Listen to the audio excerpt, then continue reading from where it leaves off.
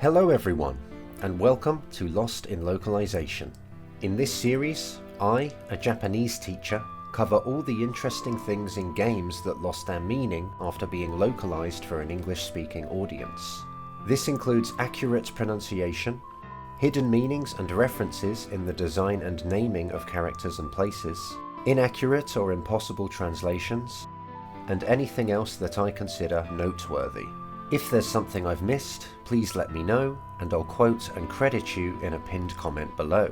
Before we start, I need to shout out a few people who've helped me with this series.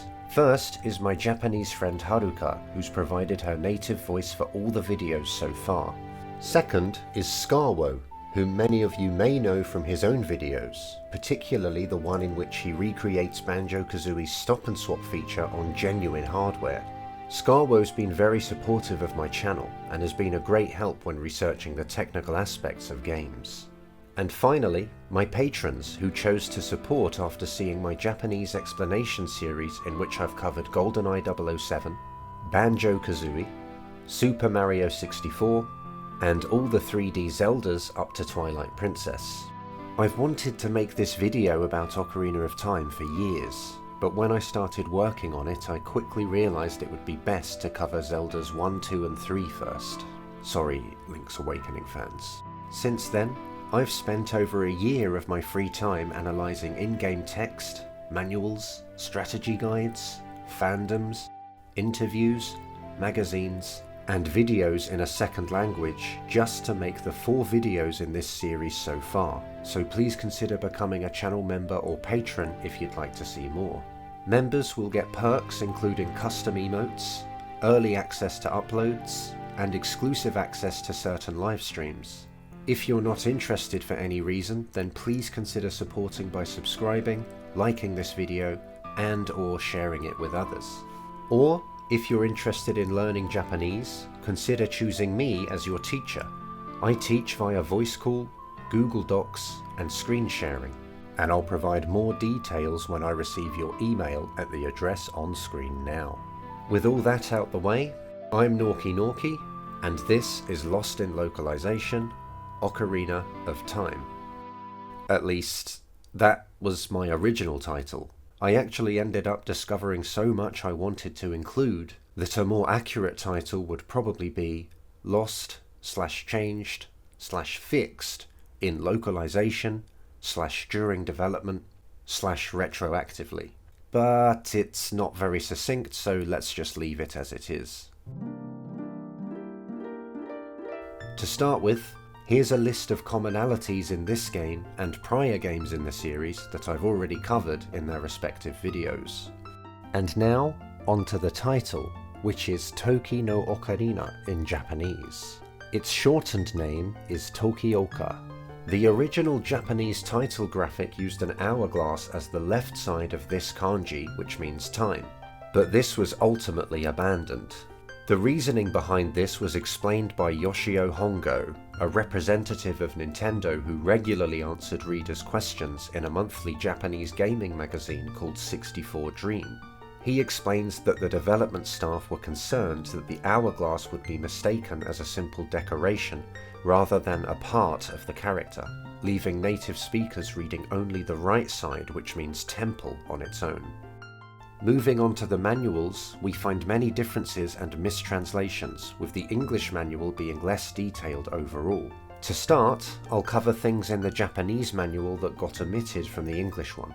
First is this Japanese-only pullout with a summary of the controls and an overview of the main 5 ocarina notes and their corresponding tones: D4, F4, A4, B4, and D5.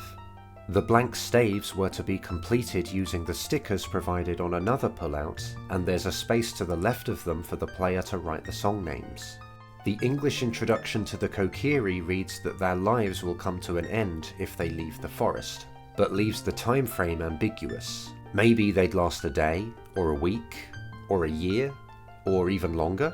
The Japanese, however, uses the word tachimachi, clarifying that they die immediately upon leaving. Navi's Japanese explanation pages claim that she hides in Link's hat, and this graphic showing the camera movement when Z targeting didn't make it into the English manual either. This detailed explanation of magic consumption in the Japanese manual explains that a charged spin attack is the fundamental unit for all other MP costs. So the Fire Arrow's 2 MP is equal to 2 charged spin attacks, and Din's Fire costs the same as 6, and so on. The Japanese pages about saving explain that the numbers in your file indicate how many game overs you've had, and that you'll restart with 3 hearts of health if you saved with less than that. Finally, the Japanese explanation of the Skulltulas specifies that many appear at night. Now, I'd like to talk about the mistranslations, inaccuracies, and differences between the two regions. I'm going to cover some rather minor things in this section to clarify the intended meaning behind some explanations that may have confused many of you since the game's release. First, the explanation of the game screen misleads readers with incorrect page numbers, which were simply copied from the Japanese and not adjusted to match the actual English ones. The section below that is also titled Gameplay Screen, but should have been something like Changing the Perspective or Checking Your Surroundings, like its Japanese equivalent. Next, the explanation of the pause menu, which Miyamoto referred to as a kaleidoscope, was actually improved for the English version. The Ocarina screen, as it's known in Japanese, was changed to the more encompassing Quest status screen. And let's see if you notice anything in this screenshot from the Japanese manual.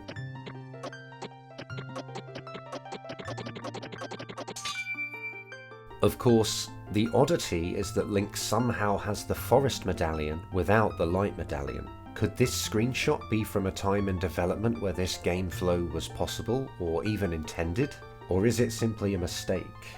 Page 16 suggests holding Z to walk while facing forward, while the Japanese uses the word kani aruki, the word for sidestepping, which literally means crab walking. Page 17 suggests calling Navi for help if the action icon displays no text, but the Japanese reads Navi o yobi dashimasu. You'll summon Navi if you press A when the action icon is blank. The explanations about dropping from ledges and ladders added the word safely in English, which wasn't specified in Japanese. After all, you can do things like this. Page 22 explains that Link's hands zoom in when using the slingshot, but the Japanese explains that they will be displayed largely on the screen. The Magic Beans explanation claims that using Z targeting comes in handy when deciding where to plant them. And I've no idea why. The Japanese suggests coming back once Link is an adult and to try all sorts of things because they hide many secrets. But Z targeting isn't mentioned at all. The first paragraph of the English explanation of magic makes a couple of mistakes. First, it claims there are 3 Great Fairy Fountains, while the Japanese only specifies 3 spells, excluding the Spin Attack, Double Magic, and Double Defense Great Fairies. Second, it explains that the magic meter will be displayed when you meet a Great Fairy, as opposed to once you've met the first one. Din's Fire's explanation claims that it protects Link from harm, which I suppose is true if we consider offense to be defense. Page 27 correctly explains that items with a green frame are for Child Link only, but then wrongly asserts that red and blue items are for Adult Link only. The Japanese uses green for child-only items, blue for adult only, and red for items that are usable by both. Despite the incorrect explanation, the English does color code correctly, although blue and red got swapped. On page 28, the Japanese manual lists the Kokiri tunic and Kokiri boots as Itsumo no fuku and Itsumo no butsu, and the hover boots are described as helping Link walk over water instead of through the air, as the Japanese word kuchu should have been translated. Page 30 has the title How to Remember a Melody, which should have been Learning Melodies. Page 31 has an explanation of the map screen reading, "The cursor points to the name of the area," which should have been, "The name of the area the cursor points to will be displayed." The dungeon map explanation reads, "Maps you obtain appear here," which originally referred to the map, compass and boss key, and read, "Each will be displayed here once collected." The arrows that highlight and explain different parts of the map point to the same places in both versions, but the displayed dungeon is different, which makes the English version incoherent. Both versions refer to square marks that represent treasure chests, but this actually shows the room in the fire temple from which Link emerges into the boulder room. The Japanese mentions two types of door, ones that only let Link through in one direction, and ones that must be opened by solving a puzzle in the room they serve as an entrance to. The English, however, combined these attributes, and explains that there are one-way doors that only open when you solve the mystery in their rooms. Page 34 refers to the Hyrule market town as the Village of Hyrule. Page 35 reads, "It is a good idea to travel to other areas in Hyrule, where time passes, before going to Kakariko or the market." But the Japanese simply explains that the player would need to exit and re-enter after sunset should they want to explore these areas at night. The section about not wasting rupees mistakenly suggests that, in some shops, the player can obtain valuable items without paying, or in exchange for certain things. But the Japanese uses the phrase "betsu no basho de," meaning "at other places," which refers to obtaining items such as the Goron and Zora tunics for free from Darunia Jr. in Goron City and King Zora in Zora's Domain respectively. There are also a few grammar and spelling mistakes, such as Layed being spelt L-A-Y-E-D, and this apostrophe suggesting that all the medallions belong to only one sage. Now, let's go through the game as it was intended to play out. After changing the target style to hold, and choosing a file name, we're treated to some exposition from a character called the Great Deku Tree. Deku is one of several words that the Japanese version has clarified the pronunciation of, and rather than make a point of the ideal pronunciation of each word, I'll just preface my coverage of the game flow by saying that the way I say everything is informed by the Japanese pronunciation. Deku comes from the name of wooden dolls in Japanese, and was presumably chosen for its material's association with trees and therefore forests. The Deku Tree refers to himself as Washi, one of many first-person pronouns in Japanese that native speakers choose depending on their background, personality, or social circumstances.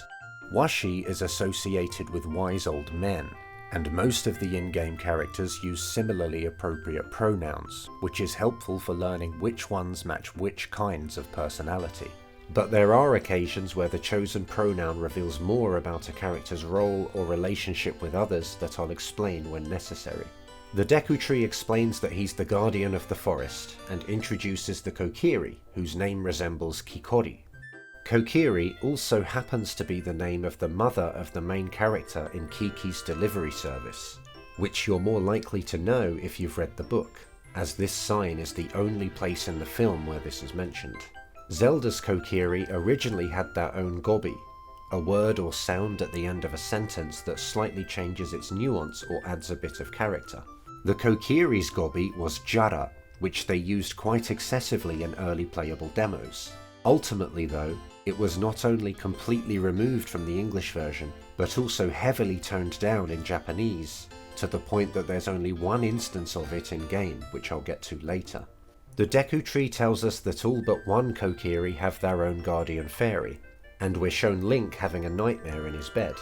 Now, this is a bit of a personal experience, but I found this cutscene quite confusing when I first played the game in 1998, because I could clearly see that Link's eyes are open here. After watching Link's nightmare, we see a conversation between the Deku Tree and a fairy called Navi. Her name is a shortening of navigation system, which is actually used in Japan to refer to sat-navs and public transport apps. The Deku Tree orders her to bring Link to him, so off she flies, greeting several Kokiri in English as she goes. In an early development build though, she spoke Japanese, apparently saying konnichiwa, kochi, and teki dayo when warning Link of hostile enemies. Luckily for us, there is footage with a couple of audible Japanese voice lines uploaded by GCN Official.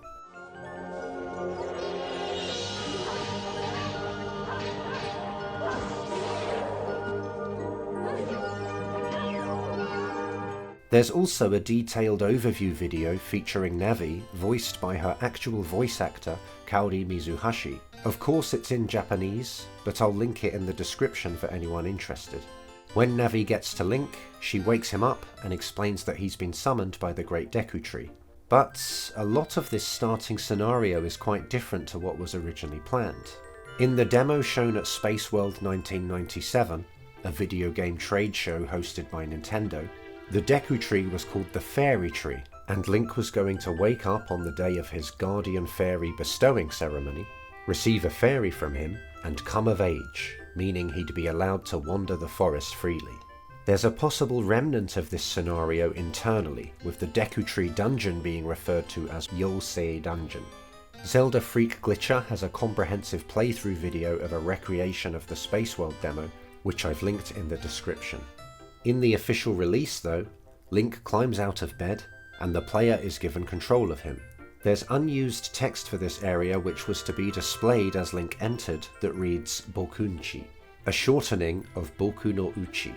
I suspect this was removed for a couple of reasons. First, it's inconsistent with the rest of the game as it's obviously spoken from Link's perspective. And second, Boku is quite a modest first-person pronoun which would not have matched some players' personalities, and Link is supposed to be the in-game embodiment of the player. That's why he doesn't speak. There's also some Hylian on the personal record sign by Link's bed in the 3DS version that reads Kuke Sashi Su Soseka Tena Tachitsukiko, which means absolutely nothing. I'll explain the Hylian system in just a second. As Link steps outside, he's greeted by a Kokiri girl called Saria, whose name comes from a town in Zelda 2. She refers to herself using Atashi or her own name in Japanese, which are both kind of girly and endearing. After talking to her, or flat out ignoring her, Link is free to wander the forest. The signs have Hylian symbols on them, which, in the 64 games and Wind Waker, simply acted as a cipher for Japanese kana. There are 5 basic vowels, dozens of consonant vowel pairs, and a nasal N, all represented by their own symbol. Some of the consonants may not be what you'd expect if you're a native English speaker, and this is as much detail as the Hylian expresses. But kana can be further altered to represent different sounds. First, dakuten are apostrophe-like marks that alter the consonant of the symbol to which they're applied. A simple example is their changing Ks to Gs. There's also the han dakuten, which changes these symbols' consonants into Ps.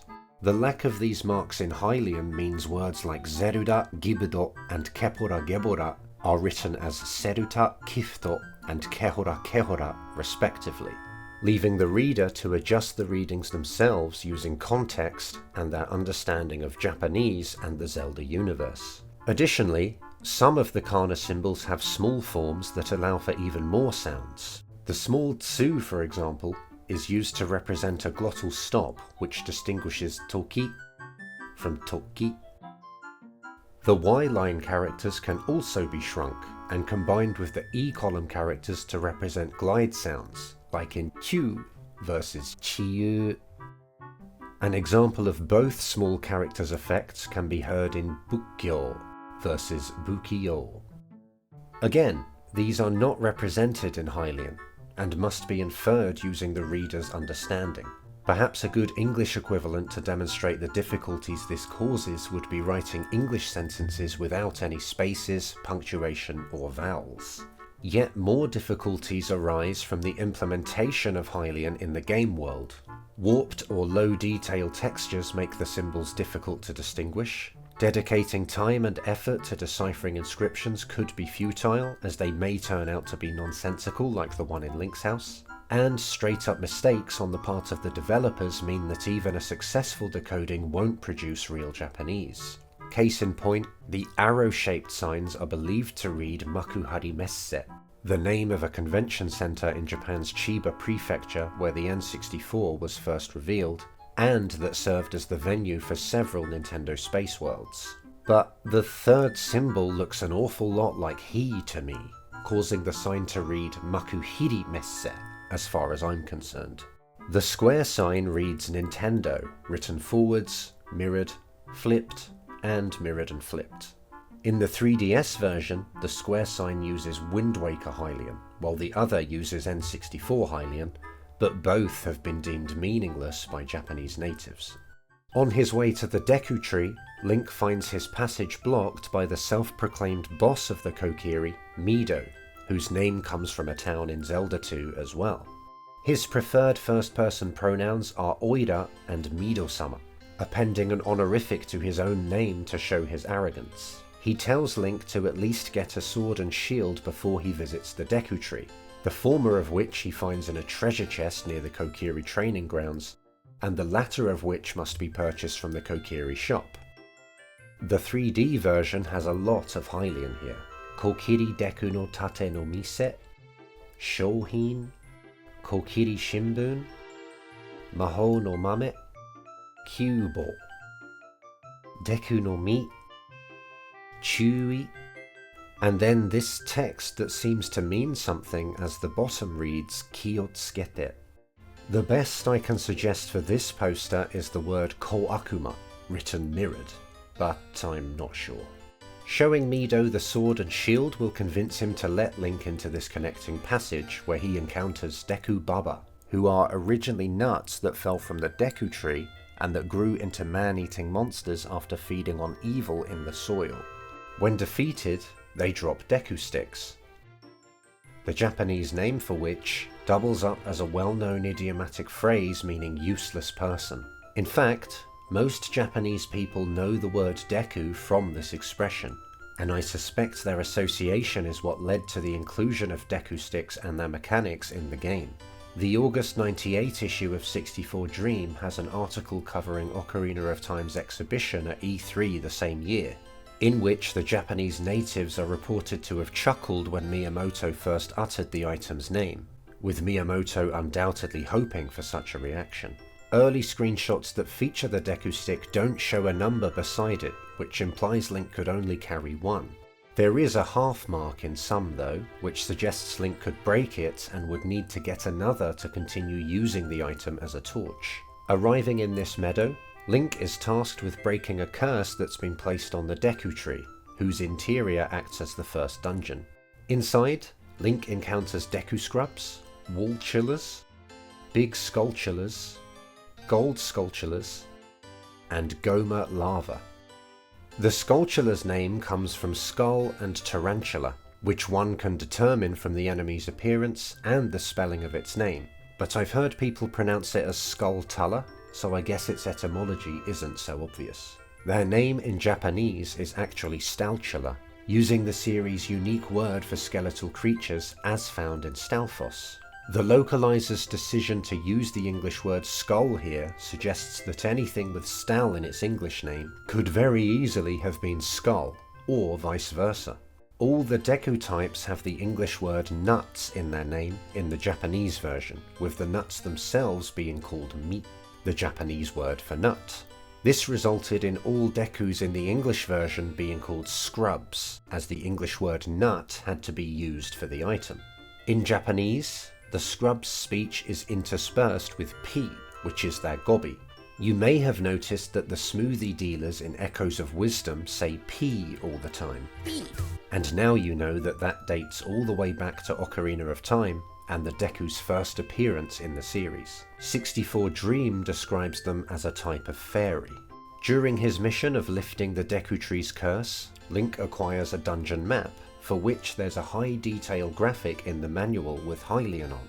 The layout apparently matches that of the Nintendo headquarters in Kyoto at the time, with Nintendo Honsha, Mario Club, Churinjou, Shokudo Jougai, Shachoshitsu, Himitsu no Chika, Kazu Aru Tei, Jimuto, Shueijo, and Keihan Toba Kaido Eki Gesha, Aruite Ippun.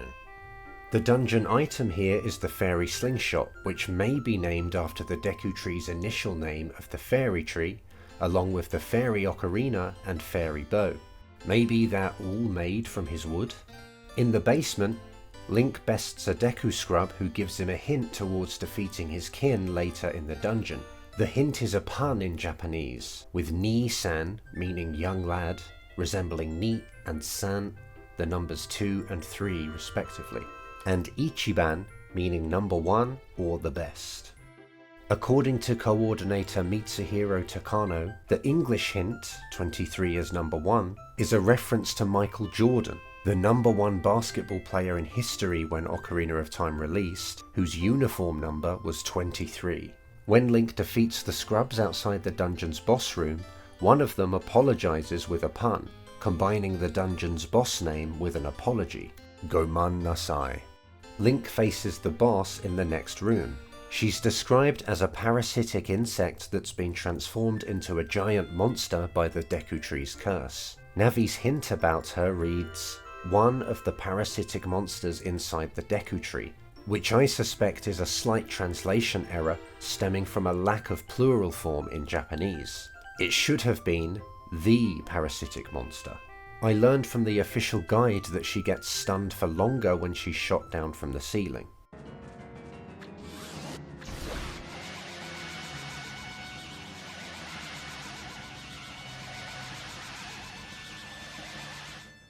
After defeating her, Link speaks with the Deku Tree again, who gives him his next mission before passing away despite Link's success.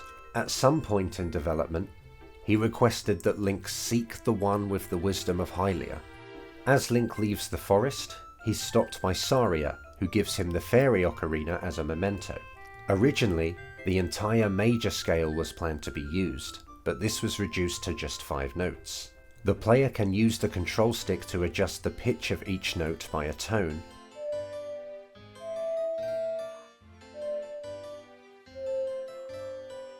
or the Z and R buttons to adjust by semitones.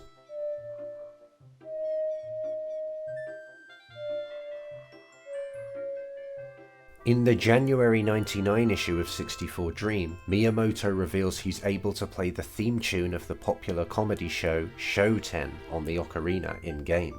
In the show, comedians earn or lose cushions to sit on based on their performance, and Miyamoto considered adding an Easter egg where a cushion would fly onto the screen if the player were to perform the theme on the ocarina.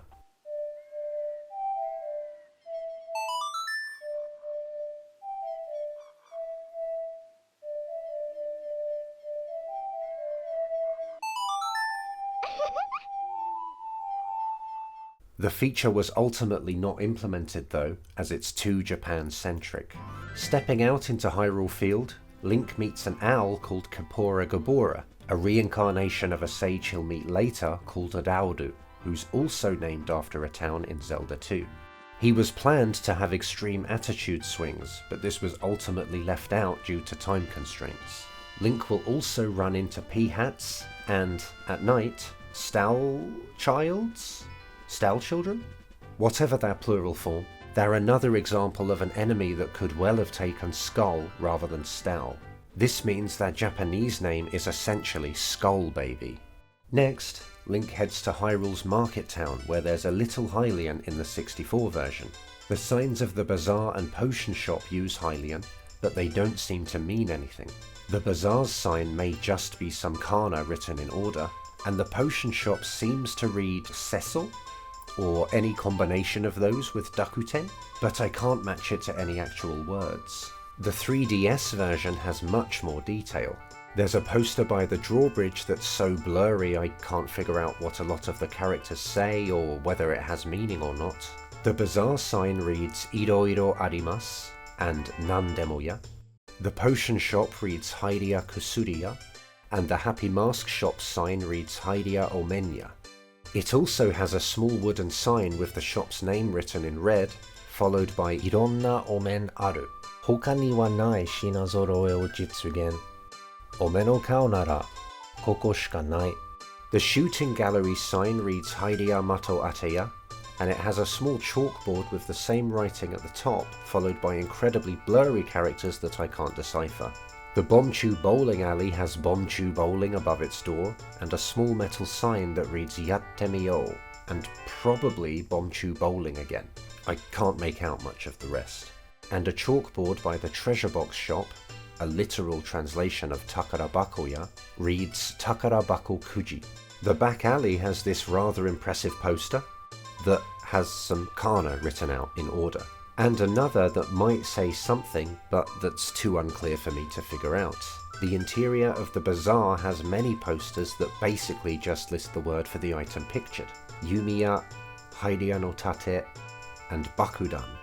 The menu is semi-ordered kana, and there's a yellow sticker on this box which features some ordered in an old system that was based on a famous Japanese poem called Iroha, which used every symbol once and made sense. I can't figure out what this can or its poster are supposed to say. The only legible Hylian in the potion shop is on these large pots reading Midori, which suggests they're filled with green potion.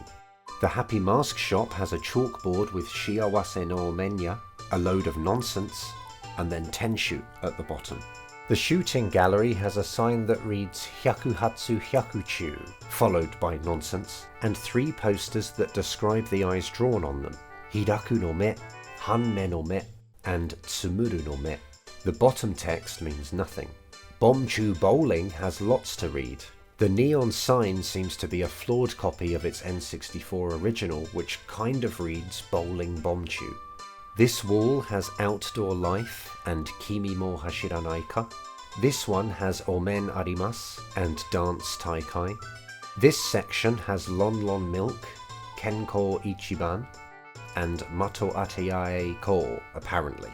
And these read Shimbun, Sagashi Inu, and Hairia. The Bombchu shop has some mundane things: Sakana, Niku, Yasai, Kinoko, Gohan, Oishii, Namakaki, Biru, Dorinku, Kokoa, and Aozako. There's also Kokonatsu, Kusa, Mix Juice, and Kanzume Fruitsu. Oh, I should also mention that the chew in Bombchu is the Japanese imitation of the sound that mice and rats make. The item is called Bomb Rat internally. Finally, Richard's owner has dog foodo on her shelf. Speaking of the town's residents, they have some interesting things to say that were changed for the English version. This crowd of shoppers has a woman who says, "Someone touched my bum," which became "Who bumped me?" This guy in the back alley hiccups, says, "What's wrong with drinking all day?" and then hiccups again, which explains the bottles around him in the 3DS version. Link can also talk to Malon, who explains that her father, Talon, has gone to deliver milk to the castle. She refers to herself like Saria and has Hylian on her dress, which just reads Lon over and over. Link goes to find Talon, but isn't welcome, getting escorted back to the area's entrance when the guards discover him. But in an early screenshot, he can be seen standing by the gate guards with Speak on his action icon. Malon makes her way into the area, and speaking with her earns Link the Pocket Cuckoo, or alarm clock bird in Japanese. Talon can be found sleeping in the castle grounds, and awoken with the Pocket Cuckoo. He was originally woken using the slingshot, according to this internal flag, and has the same voice actor as Ganondorf.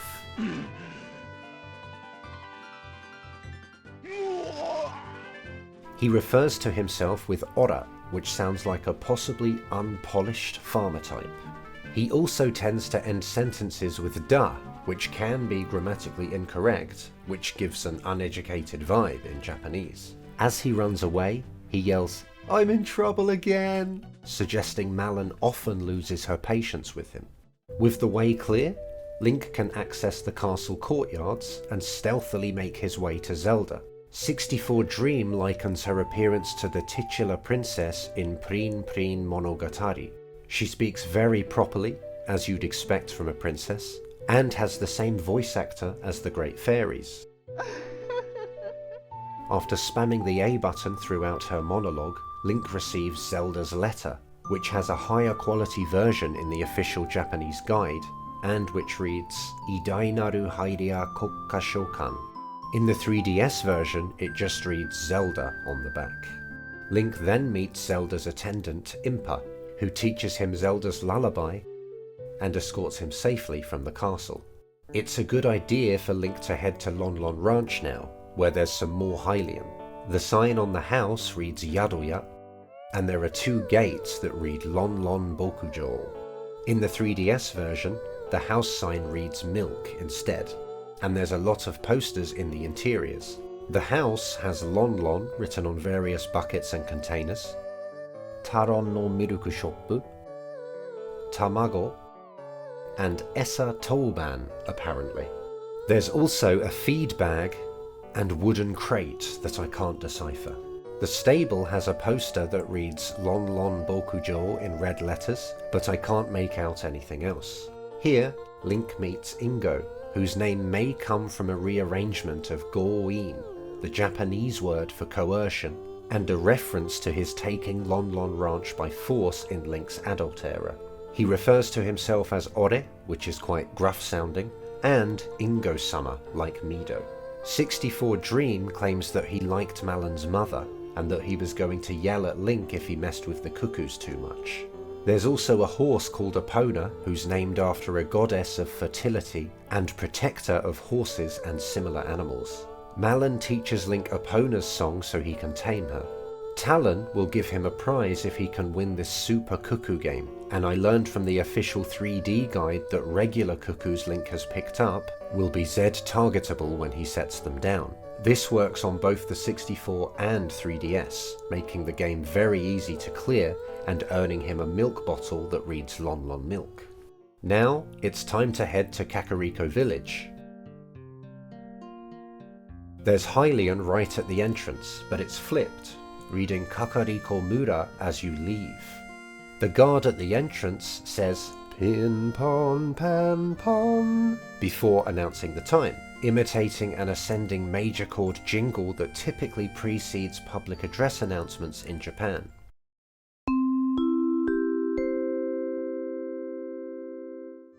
Further in, Link will meet a disgruntled carpenter and can meet his 4 workers scattered around the village. In Japanese, the workers have very feminine speech, using atashi as their preferred pronoun, ending statements with no, and using the sentence ender kashira, all of which are things only women do.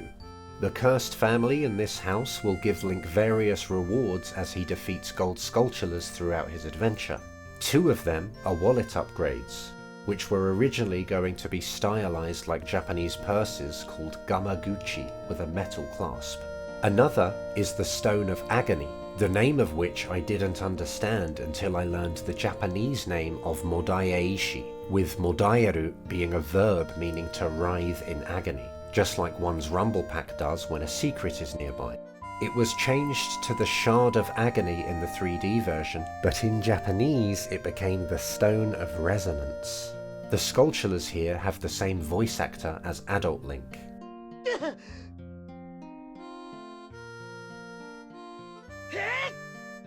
Also in the 3DS version is a lot of Hylian in the area. Daiku no Kishukusha, Mayoi Niwatori, Yuko Kankei, Maho no Kusuri, Kitare Wakamono, or possibly Hetare Wakamono, and other things that I can't decipher. Inside the windmill is a blueprint that reads Fusha Sekkeizu, and Impa's house has a map of Hyrule with Haidaru Heigen written in about 8 places. The graveyard also has some Hylian. Anahori, Kakariko Bocchi, Yokoso Bocchie, and Haidaru Oke Tamashi Nemuru. The 64 version has Welcome Kakariko Rain for some reason.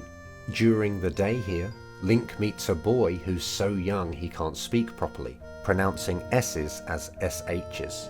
At night, he meets Dampé, who, like Talon, says da in odd places.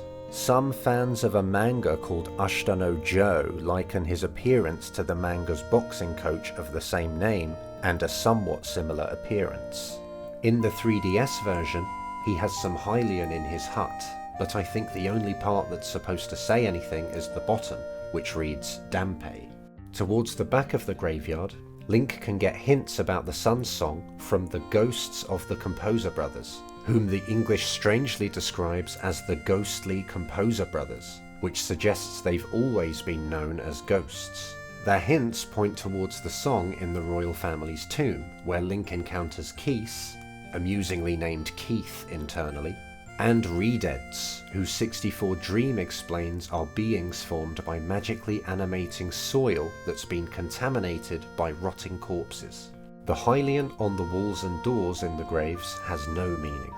The Sun's Song inscription is just Kana written in order on the 64 version, but the 3D inscription seems it could mean something.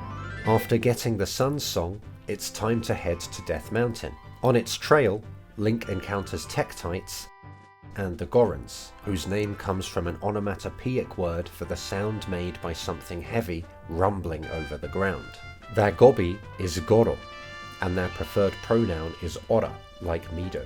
This one, however, uses Atai, suggesting they're female, or at least feminine, which might explain their text here. However, script director Toru Osawa has said that even female Gorons use Ora as their pronoun, making the genders of most of them ambiguous. Further up the trail, Link finds Goron City and meets Darunia, who's also named after a town in Zelda 2. Link uses the torches in his room to light bomb flowers and destroy boulders blocking a shortcut to the Lost Woods. Here, Link can obtain a Deku Seed Bag upgrade by shooting 3 consecutive bullseyes at this circle thing. This awakens a Deku Scrub who gives the upgrade as a reward. In some versions, the coup on the seed bag is oriented the wrong way, most notably the NSO versions on the Switch. While in the area, Link can check in on the Kokiri, who have new things to say which aren't notably different between English and Japanese. Except Mido, who, in English, sounds concerned when he tells Link not to worry if he gets lost in the woods, as he'll just get walked to the entrance. In Japanese, though, his tone is much more bitter, saying, no matter how hard you try, you're just gonna get lost and end up back here. But, with Kopora Gabora's advice, Link does make it through the Lost Woods and into the Sacred Forest Meadow, where he encounters Wolfos and Mad Scrubs, whose name is Okorinatsu in Japanese, indicating that the word mad here means angry. Towards the back of the area is Saria, who teaches Link her song and says that she uses it to talk to the fairies, which became spirits in English. However, there is a screenshot of her using the word spirits in Japanese, so it's possible Saria's Japanese text was changed after the English translation was done. Link plays Saria's song for Darunia, who loves it and begins to dance, which makes him feel better. As not thanks, he gives Link the Goron bracelet, which was originally called the Bronze Bracelet. Likewise, the silver and gold gauntlets were also bracelets, and I suspect they were changed so there'd be a logical reason that only adult Link can equip them. Darunia also tells Link about Dodongo's cavern and mentions the monsters inside.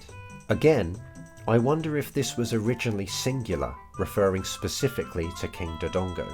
With the bracelet, Link can pick up bomb flowers and make an opening to Meaty Goron, from Medium Goron in Japanese. There are cool overhead pictures of him in his shop in the official Japanese guides.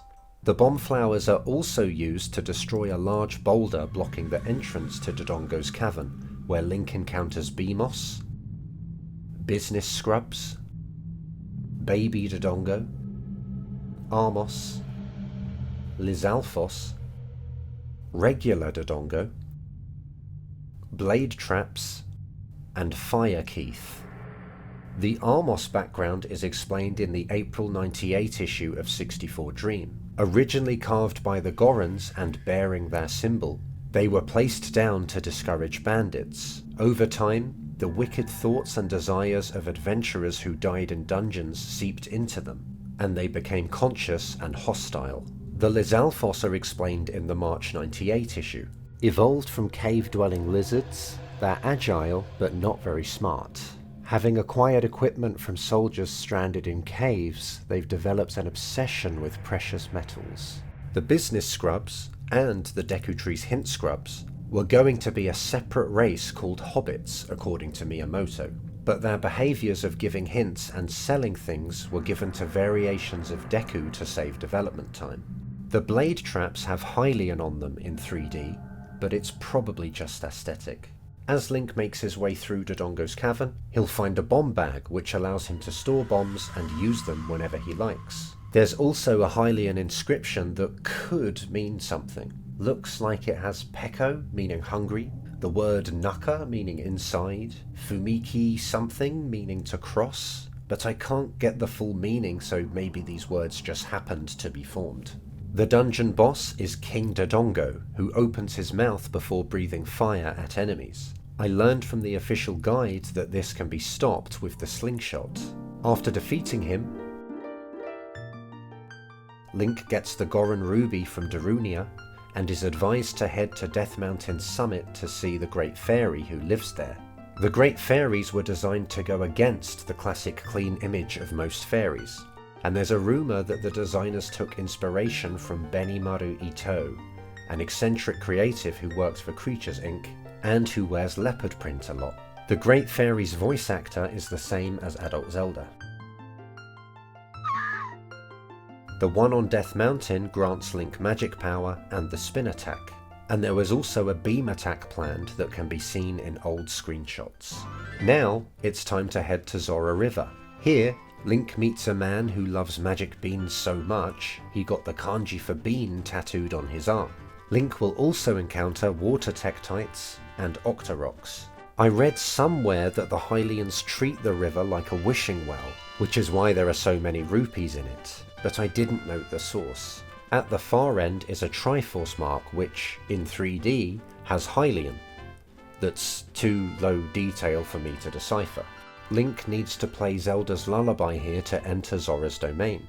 Inside, he meets the Zora, whose gobi is Zora, but only the royal family seem to use it. The shop has a sign outside with a pun, reading Shinsen na sakana arimasu, with mas written in katakana to make it stand out as both a verb ending and the name of a fish. King Zora's preferred pronoun is yo, which seems to have been favoured by kings. Nearby is a diving game, which will earn Link the silver scale if he clears it within the time limit. With the scale, he can head directly to Lake Hylia through this dive hole, where he'll meet the lake scientist, a fisherman, and two scarecrows called Pierre and Bonoru, whose name is romanized from the katakanaization of the French surname Bonheur. It's a good idea to play a song for them now, as it will prove useful in future. But if Link plays something that Bonoru can't memorize, he'll say the English phrase, "Oh my god," in the Japanese version. The fisherman speaks in Kansai dialect in Japanese, saying ya instead of da, de instead of yo, and honma instead of honto. He's based on a real fisherman whom programmer Kazuaki Morita knew from his local fishing shop, and who actually had a habit of scratching his armpit. In the 3D version, there's some Hylian in the area. The laboratory Hylian reads Tennen Kinenbutsu, Chishiki Dashi Yakuhin, apparently, and these things that don't seem to mean anything. This stone uses the same few symbols in various combinations, so I don't think it means anything. And the fishing hole has Hairiako Tsuribori written on its sign. Near the dive hole, Link finds a letter in a bottle, which seems to have been written by the Zora princess Ruto, whose name also comes from a town in Zelda 2. The letter uses the first-person pronoun warawa, which has an association with haughty women of the highest class. Showing the letter to King Zora convinces him to meep to one side, allowing Link access to Zora's fountain. Eventually. A sign with King Zora's full name written on it can be found here in the Japanese version. The Zora's guardian deity, Lord Jabu Jabu, whose name comes from an onomatopoeic word for splashing, can also be found here. Link needs to offer him a fish to get inside him to save Princess Ruto. While doing so, Link will encounter shaboms, biris, burries, stingers, and tail passeran. The shabom's name comes from a combo of shabon dama and bomb. Perhaps obviously, burries are fully grown biris that carry 3 babies which they've produced via cell division. and Tail Passaran take the latter part of their name from Kesaran Passaran, which is both the name of an enemy that first appeared in Super Mario World, and, more importantly, the name of dandelion-like fluffy balls that were supposed to be luck-bringing life forms in Edo-era Japan. Of course, Link meets Princess Ruto, who refers to herself using Warawa, just like in the letter she denies writing. Character designer Yoshiki Haruhana has said that the circles on the side of her head are actually eyes, as she was inspired by hammerhead sharks, and that, as she matures, the eyes hollow out into paws. To advance through the dungeon, Link needs to destroy several tentacles with the boomerang he finds here, defeat a big Octo, and make his way to the boss room. Weirdly, the Navi text for this blocked door is the same as one sealed with iron bars in some, if not all, versions. The boss is Baronade, whose name was romanized logically, treating this Do katakana symbol as a mere D sound, which is the standard way to represent a D at the end of foreign words such as sword. In this case though, the O should also have been romanized to spell Barinado, as the boss is a Bari tornado. According to this development document, its original name was Bidi Badin. After defeating it, Link is reunited with Ruto, who gives him the Zora Sapphire, completing his quest of gathering the spiritual stones. When he heads to meet Princess Zelda, however, he sees her fleeing the castle on horseback. She throws the Ocarina of Time to him before Ganondorf appears and asks after her. Remember, he has the same voice actor as Talon. When Link retrieves the Ocarina from the moat, he has a vision of Zelda teaching him the Song of Time, which he's to play in the town's temple. The bearded man in the market mentions seeing Ganondorf, and describes him as feared or infamous in Japanese, but renowned in English. Before opening the Door of Time, Link should get Din's Fire from the Great Fairy near the castle, and do all the mask trades. I mean, what's the rush? The Keaton mask goes to the guard in Kakariko who let Link through to Death Mountain Trail. Showing it to Saria, though, causes her to be overcome by excitement and blurt out, "How fun, Jara," before saying, "Whoops, I spoke Kokiri." This is the only use of the Kokiri Gobi in the actual game, and it didn't make it to the English version. The Skull Mask goes to a Skull Kid who can't afford it in the Lost Woods. It can also be used in the Forest stage for a Deku Stick upgrade. The Spooky Mask goes to the kid in the graveyard, and the Windmill Man will ask Link where he got the pot lid in Japanese, but not in English. The Lake Scientist will tell him it's made from a coffin lid if he shows it to him. Dampé seems to imply something similar in the English version, saying, "Do you know what mask you're wearing? And you're still wearing it?" But in Japanese he's using the verbs to know and to wear, which, when conjugated, precisely match the expression shitta kaburi, meaning pretending to know something. Or, put another way, he's just setting up a pun for his Japanese-only second text box. Here's the best English adaptation I could manage. "You're wearing that mask in a graveyard? Do you understand what that means? Take it off before you cause a grave misunderstanding." Talking to him while wearing the skull mask will cause him to say, "If you want me to dig, don't bother me," which was the opposite in Japanese. "If you don't want me to dig, get out the way." Finally, the bunny hood goes to the Marathon Man, who expects to be able to hear the voices of the gods with its long ears. Once all the masks have been sold, the mask salesman will lend Link the Mask of Truth, which will earn him a Deku Nut upgrade in the Forest stage. Sounds like the scrubs here are terrified of Link when they see him wearing it, and offer him their stockpiled nuts and the capacity upgrade in an attempt to keep him sweet and prevent potential hostility. However, due to a bug, the upgrade is unobtainable if the player has reached the Poacher's Saw trade as an adult. I was surprised to learn that the official Japanese guide acknowledges this and attempts to provide a lore reason, saying, "The Forest stage scrubs really hate the Poacher's Saw, so visit them before you get it." The Mask of Truth can also be used to acquire information from gossip stones. One in Kokiri Forest concerns bugs, which it refers to as mui mui, a word young children use instead of the standard word mushi.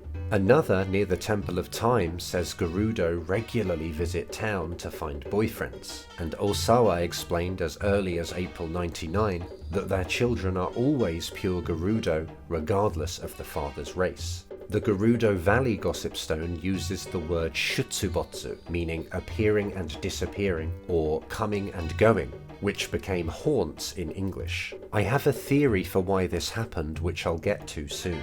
The text as a whole should have been, seems the Gerudo frequently seen in this area is Noboru, with the focus on the Gerudo being Noboru, rather than Noboru being a Gerudo. With that urgent side quest tied up, Link is ready to continue saving the world. He goes to the Temple of Time, which has nonsensical Hylian in the 64 version, but in 3D, the spiritual stone pedestal reads Ocarina, Tobira Hiraku, Master Sodo, Toki no Yusha Korin. There's also ancient Japanese on the carpet and above the Door of Time that a YouTuber called Lorulian Historian deciphered with the help of a professor. I've linked their video in the description for anyone who'd like to watch, as they deserve the views for their hard work. The Triforce symbol above the Door of Time resembles the Hojo Kamon, which is a crest associated with a Shinto shrine close to the Nintendo headquarters. It was also the family crest of Game & Watch creator Gunpei Yokoi, but Miyamoto insists they have no connection, and that he only found out about Yokoi's Kamon after the Triforce symbol had been designed. Beyond the Door of Time lies the Master Sword, which seals Link in a kind of stasis for 7 years when he pulls it from its pedestal. He awakens in the Chamber of Sages, face to face with Raudu, a sage who has physically died according to this issue of 64 Dream. This supports a theory that the other sages are also deceased when they meet Link here. Raudu explains the situation, gives Link the Light Medallion, and sends him back to the Temple of Time. Here, Link meets a mysterious young man called Sheik, of the Sheikah people, who advises him to head to Kakariko village. His name comes from re-Romanizing the Katakanaization of the word Sikh, and the Hyrule Encyclopedia describes his people's symbol as an eye shedding a single tear that seeks the truth. There's cool art of him and Link fighting side by side in the October 98 issue of 64 Dream, but this situation never arises in-game. Stepping out of the Temple of Time reveals big changes in the world. For a start, there's an ominous ring over Death Mountain, and the market lies in ruin. The drawbridge to the market is destroyed too, but there is a screenshot from some point in development that shows Link riding Epona over it. Some residents of Hyrule have also undergone some significant changes. The Graveyard Kid, for example, apparently ventured into the Lost Woods in search of his missing father, and became a Skull Kid 5 years after Link opened the Door of Time, according to game director Yoshiaki Koizumi. Despite Sheik's advice, Link can head to Lon Lon Ranch to practice horse riding. Ingo has Go-Eend Talon out and is trying to raise a fine horse as a gift to Ganondorf. Malon still works here, however, and she has Hylian on her dress. One source claims it reads Nintendo, with Ni, N, a sideways te for some reason, another N, and I guess a do that's mirrored down the middle with a trailing U. These bottom symbols also happen to spell horse mirrored, but I think it's all just decorative. Ingo's horse also has Hylian on its saddle, reading Ingo, forwards and mirrored. After practicing a couple of times, Link can challenge Ingo to a race. He'll need Epona to beat him, and she'll become his horse if he does so twice. But he'll have to escape over one of the fences, as Ingo will lock him in. According to Miyamoto, Ingo was originally going to burn the ranch down.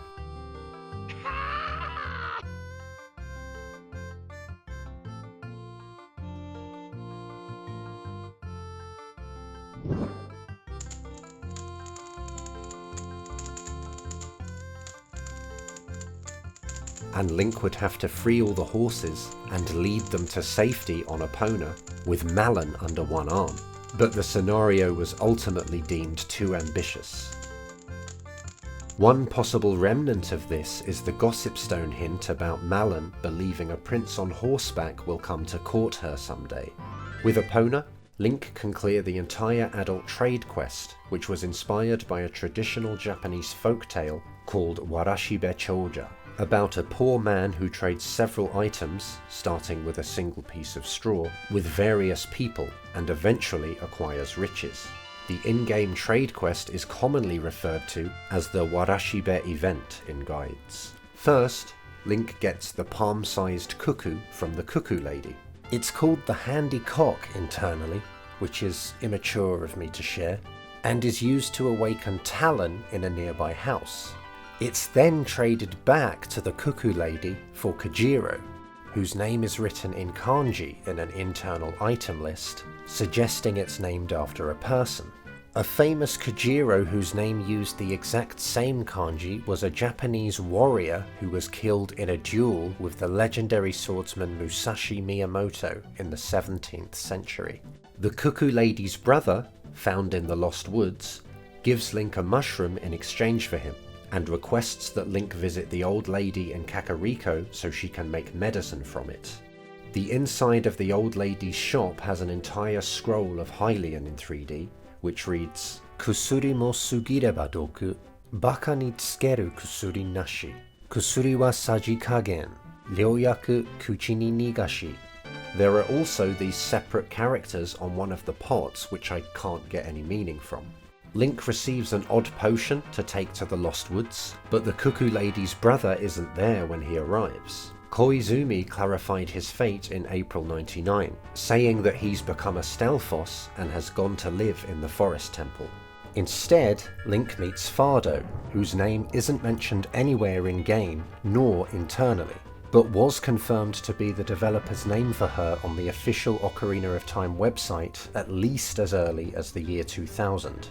The site claims she's named after the notes of a major scale, but I prefer the theory that she's named after a male character from a 90s children's TV show called Do Re Mi Fa Donuts, who appears alongside his twin sister, Mido. She gives him the poacher's saw for the potion, which goes to the carpenter boss in Gerudo Valley, who gives Link his broken Goron sword to take to Big Goron on Death Mountain. Big Goron offers to fix the sword for Link, but needs eye drops for his eyes, which have been irritated by recent eruptions. He gives Link the prescription, which has intelligible Hylian on it. Toriaezu, anata ni totte nani yorimo taisetsu nano wa ne, shinjiru koto. Genki ni naru nda zo toyu koto o fukaku kokoro ni nenjiru koto desu. Taking it to King Zora earns Link the eyeball frog to take to the lake scientist. And for anyone who feels bad for the frog, you may feel slightly better knowing that Hylians hold a memorial service once a year in gratitude to animals that lost their lives in the manufacturing of medicinal substances. The lake scientist gives Link the eye drops for Big Goron, who starts work on his sword. The Japanese doesn't use a pronoun here, but I think he gives Link the claim check so he doesn't forget. The claim check seems to have Hylian on it, but I can't find a clear enough picture of it to know for sure. After a few days, Big Goron gives Link the Big Goron sword, saying, Omatase Goro. At least, I read it like that. Now, it's probably about time Link got back to saving the world. He heads to Kakariko village and into this grave where Dampé lives, and gets the hookshot. As in A Link to the Past, its internal name is an unfortunate romanization of Fukku, with S meaning short and L meaning long, I assume.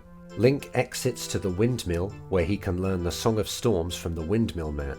The potion shop in the adult era has more Hylian in 3D, which reads Kona Gusuri and Nin Niku Haigo apparently. On his way to the Lost Woods via Goron City, Link should stop in Dodongo's cavern to get this Skulltula, which 64 Dreams' third hint booklet suggested getting by using an Armos statue as a platform, rendering the hookshot and Pierre unnecessary. When he arrives in the Lost Woods, Link needs to play Saria's song for Mido to gain access to the Sacred Forest Meadow, where he encounters Moblins. The unique one in the last passage is called Bossblin in the official guide. Sheik appears in front of the Forest Temple and teaches Link the Minuet of Forest before he ventures inside. Here, he encounters Bubbles, Big Deku Bubbas, Stalfos, and therefore possibly the guy who gave him the odd mushroom, Floor Masters, and Fall Masters, the latter of which are incorrectly called Wall Masters in English. The dungeon item is the Fairy Bow, which Link will need to defeat the 4 Poe sisters and gain access to the basement where the boss room is. The Poe sisters have their birth order listed in their Navi hint text, with Chojo, Jijo, Sanjo, and Matsumai. They're named after the March sisters from Louisa May Alcott's Little Women, which had a film adaptation released in 1994. Character designer Satoru Takizawa said he was touched by the film right around the time the Poe sisters were designed, so he took the characters' names. But Joe became Joelle in the English version for no reason. In-game, the sisters are priests who worshipped in the temple when they were alive, and continued to do so after death. They are all good-hearted, but Ganondorf's followers manipulated them into hostility. That's why Meg breaks down in tears in the central hall after Link exterminates her sisters. And after cold-heartedly slaying her, Link can access the boss room where he fights Phantom Ganon. There's Hylian on the floor that differs between the 64 and 3D versions. The 64 one reads Triforce, while the 3D one reads Toshi wa Maku no Chishi Tesamachi. The buildings in the portraits are castles according to the official guide, which also suggests the boss is stunned for longer depending on how long Link rallies with him. I tested this though, and he's either stunned for 2 or 8 animation cycles as far as I can tell.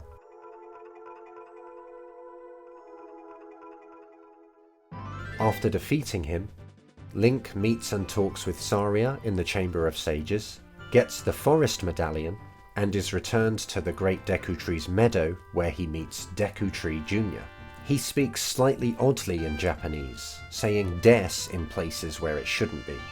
With Epona and the bow, Link can do everyone's favourite side quest, the Big Poe Collection. The suspicious collector in the ghost shop uses the word Shutsubotsu to describe the Poes appearing and disappearing in Hyrule Field, which the localizer may have equated to haunt given that they are ghosts. You may remember that the same word was used to describe Naboru's frequenting of Gerudo Valley by the Gossip Stone there, and I think that's why it became haunts in English. Next, Link heads to Goron City to investigate Death Mountain's ominous donut, as it's named internally. He finds only one Goron perpetually rolling around one of the floors, whom he stops by bombing, obviously. The Goron reveals that everyone's in the Fire Temple because Ganondorf's revived an evil dragon called Volvagia. While the other Gorons say Goro, this infant Goron says Koro, removing the Dakuten to give a lighter feeling because he's smaller. And while Goro would be the onomatopoeia for a boulder rumbling over the earth, Koro is the word for pebbles clacking against a surface.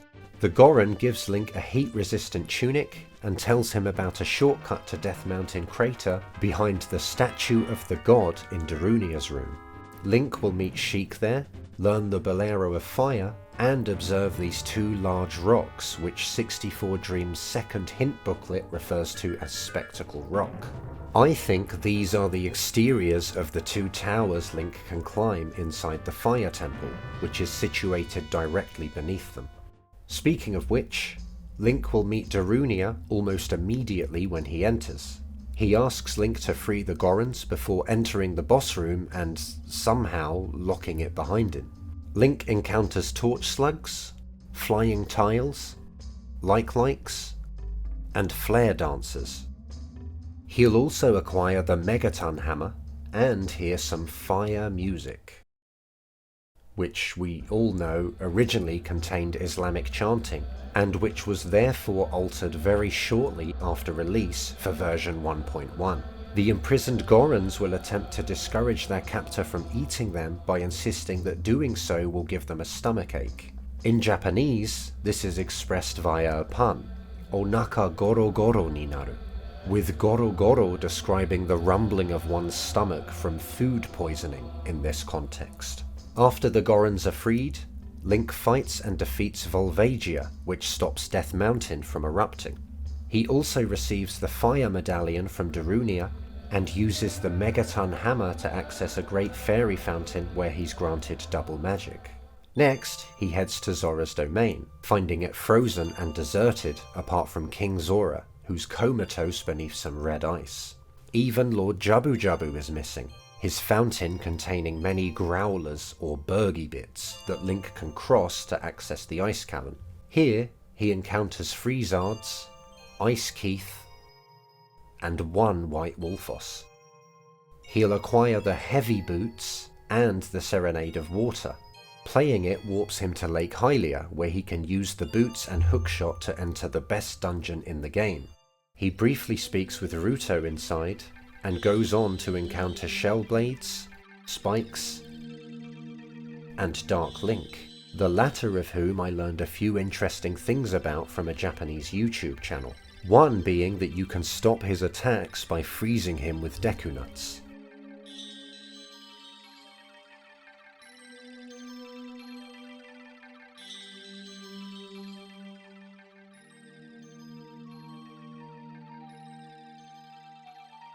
And if the real Link is low on health, Dark Link will also bend forwards and breathe heavily.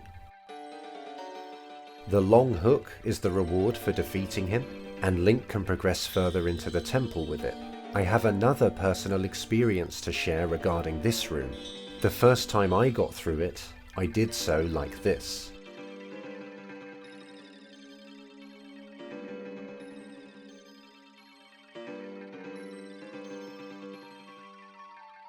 As you can see, Link just manages to grab the ledge and pull himself up to the exit.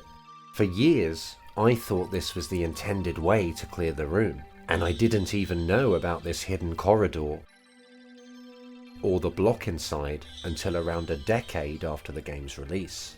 Once Link gets the boss key, he can enter the boss room where Navi warns him that the water isn't normal as he approaches it. At least, I assumed it was Navi, but the presence of Zora in the Japanese text reveals that these words are in fact Ruto's. That, and the fact that the text isn't blue like all of Navi's is.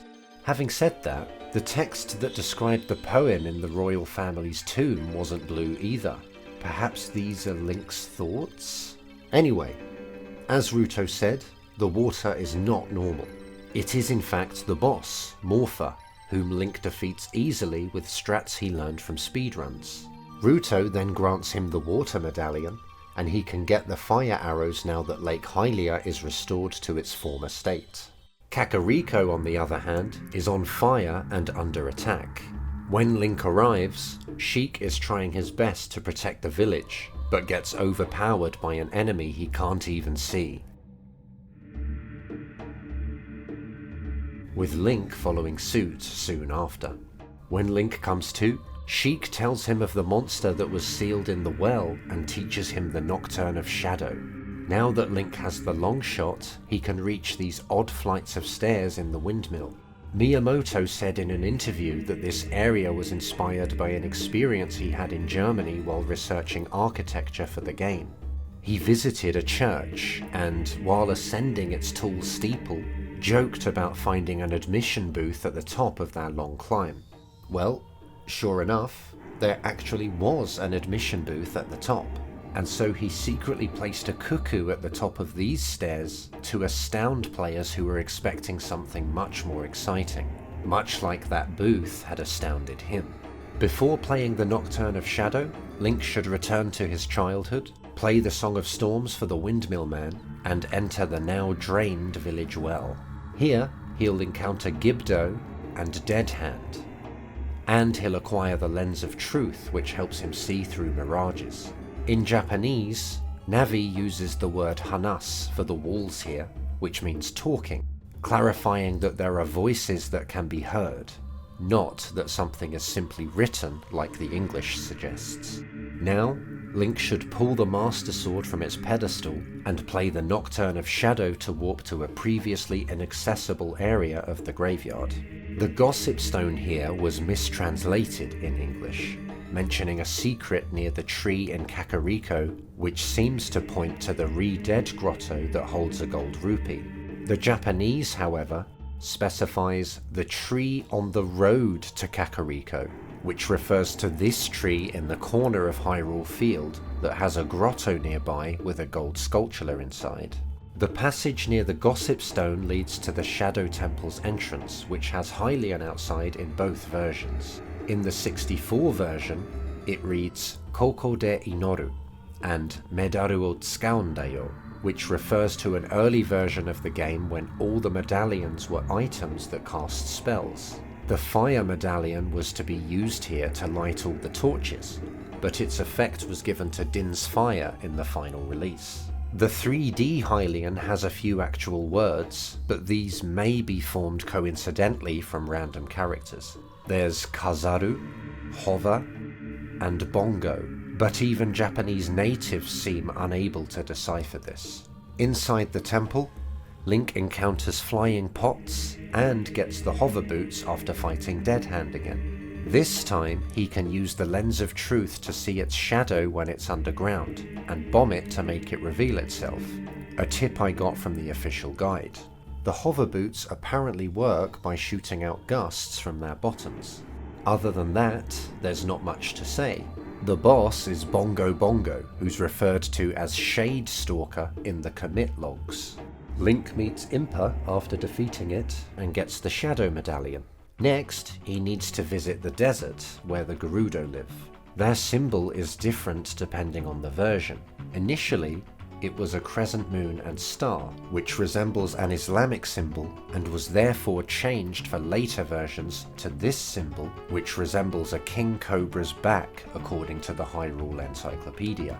At some point in development, there were white tents in this valley with Gerudo script on them, and the cutting room floor has documented the textures that were used. There's Tsunaminzoku and Geldo's typography, which is in the final game on the horseback archery tent cloth, but it's very unclear. Much more interestingly, there was a kind of well-wishing message featuring a couple of 4-character idioms. May you have Din's divine protection, safe passage, and sound health. The mention of Din here suggests she was planned to be the Gerudo's favoured god, which makes sense considering her and Ganondorf's association with the Triforce of Power.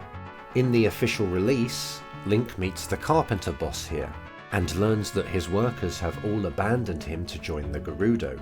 When he goes to their fortress to investigate, he finds them locked up in separate cells dotted around the facility, and he'll need to defeat a Gerudo guard in combat to free each one. The Gerudo have the same voice actor as Child Link.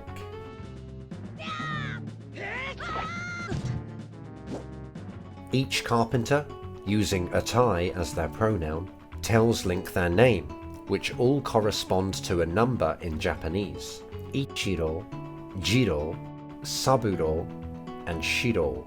This is actually a legitimate way of naming one's sons after the order they were born in Japanese. And in-game, the carpenters take the name that corresponds to the order Link freed them. The last one says there's a god at the Desert Colossus in Japanese. In fact, the Colossus is called Jashinzo, or Evil God Statue, and it was originally named after and designed to portray Din, according to the place name text that was to appear when Link entered the Spirit Temple. After Link frees all the carpenters, he's praised by the Gerudo's second-in-command, who tells him about Naboru and gives him a Gerudo membership card which allows him to roam the fortress freely.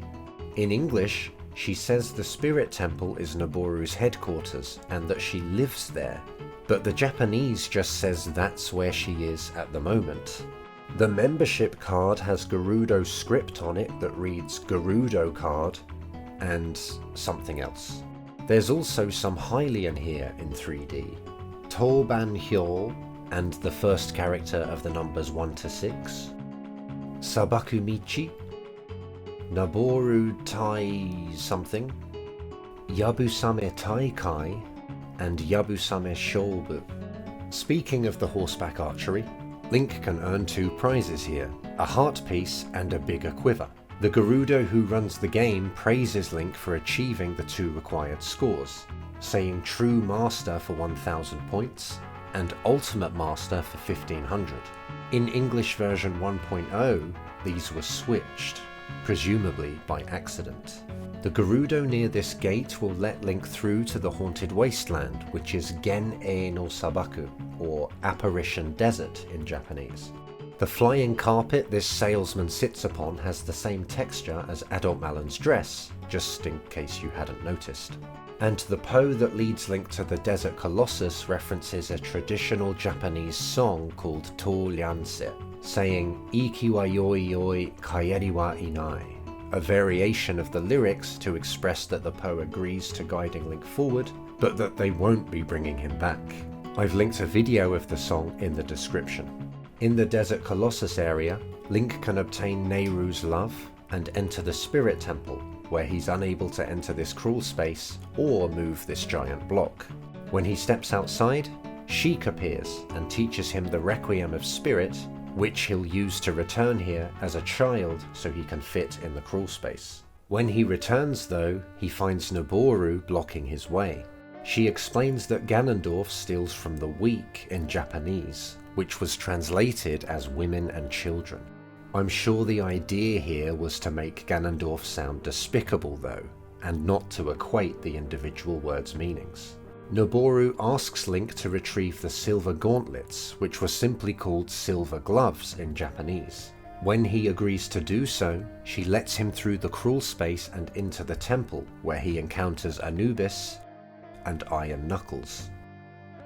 He meets Kapora Gabora for the last time just before finding the silver gloves in a chest.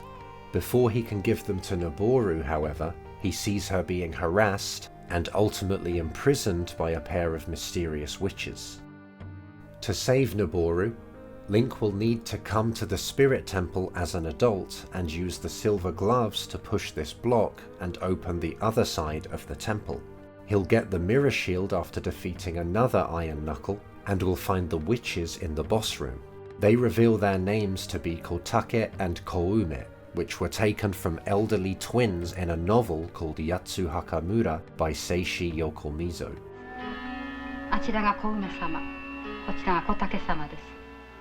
They have their names written on their clothes in katakana, and they speak weirdly politely to each other, perhaps indicative of the Japanese era in which they would have grown up 400 or so years ago. Link faces them after defeating another Iron Knuckle, who turns out to be Noboru. They're collectively known as Twin Rover in English, which should have been romanized as Roba, an impolite way of saying elderly women. Navi's hint reveals that they're Ganondorf's Soldate Oya, meaning parent who raises someone, but the English reads surrogate mother. Perhaps I'm wrong here, but I always thought a surrogate mother was a person who agrees to physically give birth to a baby so that another person can become the baby's parent after. If I'm correct, then this is obviously a mistranslation, as they can't both be Ganondorf's surrogate mother. There's been Gerudo script throughout the Spirit Temple, but it's all nonsense apart from these 4 symbols in the boss room that correspond to NESW, like on a compass. Link fights Twin Roba here by deflecting the attack from one of them at the other using the mirror shield. After inflicting enough damage to them, they get serious and start a phase in the battle that they call Sexy Dynamite Attack in Japanese. After Link bests them again, he gets the Spirit Medallion from Noboru in the Chamber of Sages. Now, He has all the medallions, and it's almost time to face Ganondorf. Daodu contacts Link and tells him that someone's waiting for him at the Temple of Time. When he arrives, he finds Sheik, who reveals that she is actually Zelda. She gives Link the light arrows, which are described as being sacred arrows granted to chosen ones by the gods in Japanese. Ganondorf appears omnisciently and kidnaps Zelda, using her to lure Link to his tower. The sages build a bridge so Link can enter Ganon's castle, where he'll need to overcome all the trials to dispel the barrier protecting the central tower. Unfortunately, he'll face some of the biggest challenges he's faced so far.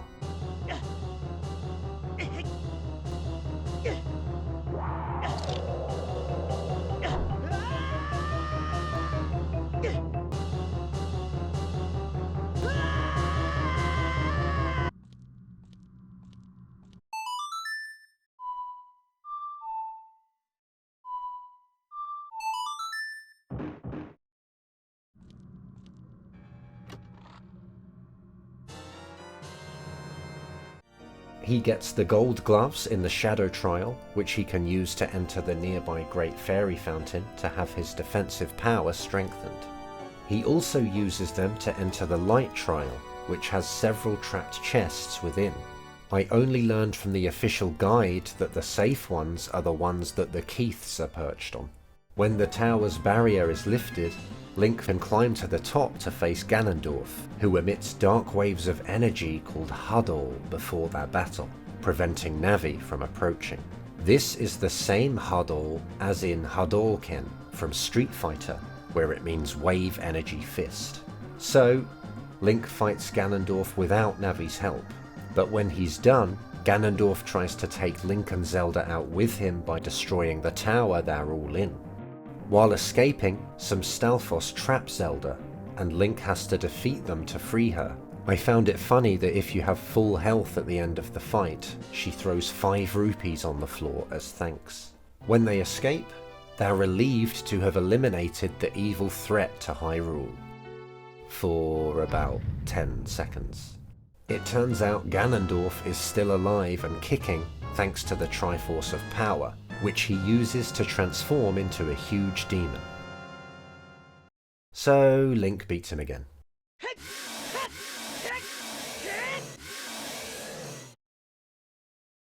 After an emotional farewell with Zelda, Link is returned to his childhood, and Navi silently abandons him.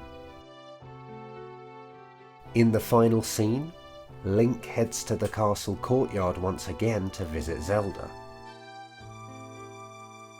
Miyamoto said in an interview that he wanted to include a message reading "N days have passed since Link first stepped out of Kokiri Forest.